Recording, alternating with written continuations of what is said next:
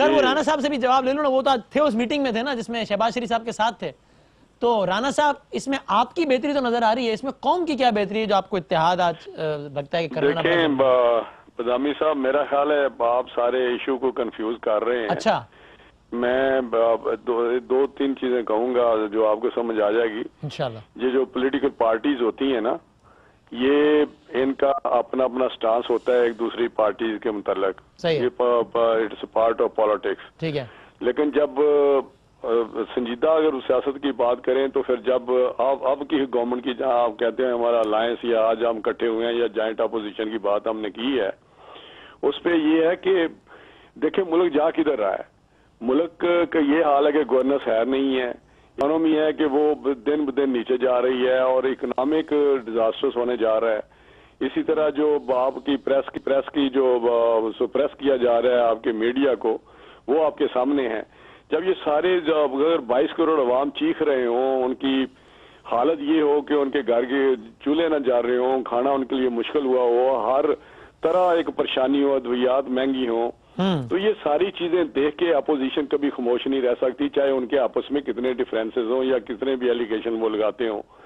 वो ये आपको पी का और PMLN की तो बहुत सारी चीजें आप ले आते हैं।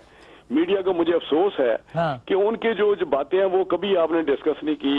जब वो ये कहते थे कि ये काफ लीग वाले डाकू सर, जिस दिन PTI और MKM का इत्तेहाद हुआ ना, उस दिन हमने 10 साउंड इन दोनों के चलाए थे और ये लोग हमें कह रहे थे कि पीपल्स पार्टी उनका जो जिस दिन की खबर होगी, जिस हिसाब से बात होगी ना, आज की खबर ये कि आप कह रहे थे जरदारी चोर है, घसीटूंगा, और आज आप कह रहे हैं इत्तेहाद हो गया, तो मैं यही चलाऊंगा ना आज। तो आज PTI एक हाई मॉरल ग्राउंड पे उन्होंने सियासत की, एक बहुत बड़ा रियासत मदीना की बात, बदामी मेरी बात सुन लें, रियासत मदीना का कंसेप्ट तो हमने नहीं दिया, हम तो गुनाहगार लोग हैं।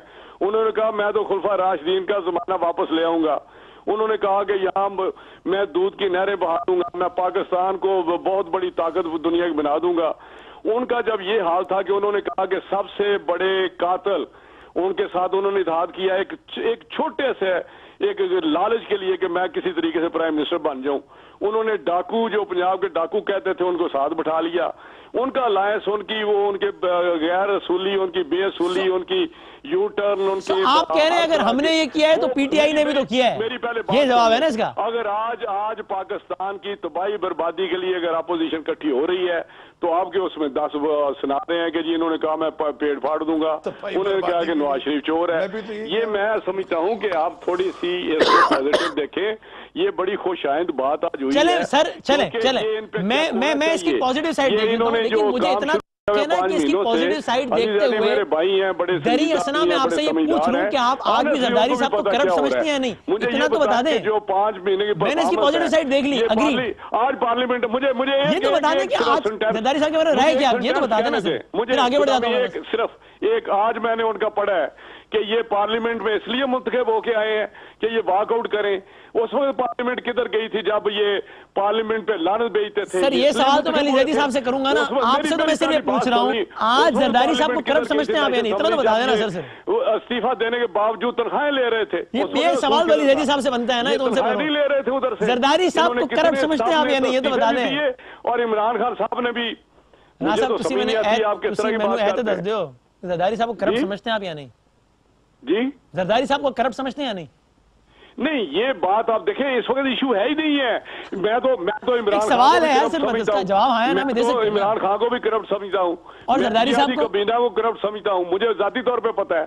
ये चंदे देखें, चंदा खाना वो बुरी बात है या किसी और एलिगेशन पे बुरी सवाल मुझे उसका जवाब नहीं दे रहा, बाकी बातों में कमेंट कर रहे हैं। नहीं, आप इस तरह ना करें, आप कॉल स्पेड इस तरह तो आप बात करेंगे तो फिर मेरा ये तो एंगुलर बात हो जाएगी। कल कहा था कि चोर है, आज आपकी राय वो है या नहीं? कॉल स्पेड जी, तो मैं यही कहता हूं कि आज जो हालात हैं उस पे आपको भी कंट्रीब्यूट करना चाहिए, मीडिया को। ठीक है, आप मुल्क किस तरफ जा रहे हैं आप देखें। ठीक है, अगर आप पास्ट में कहते रहे हैं कि मुल्क में ये खराबी है, ये अली जैदी साहब जी पॉइंटिंग, अली जैदी साहब wants to comment on this, फिर मैं इस पर आगे बढ़ूंगा। जी अली, आप कुछ कमेंट करना चाह रहे हैं? मैं तो सिर्फ वसीम बदामी एक सादा सवाल आपसे पूछना चाहता हूं, आपसे सवाल पूछना। ये जो आपके ऊपर डाल रहे हैं ना प्रेशर, ये आपके ऊपर डाल रहे हैं, ये मासूमाना सवाल आपसे पूछना।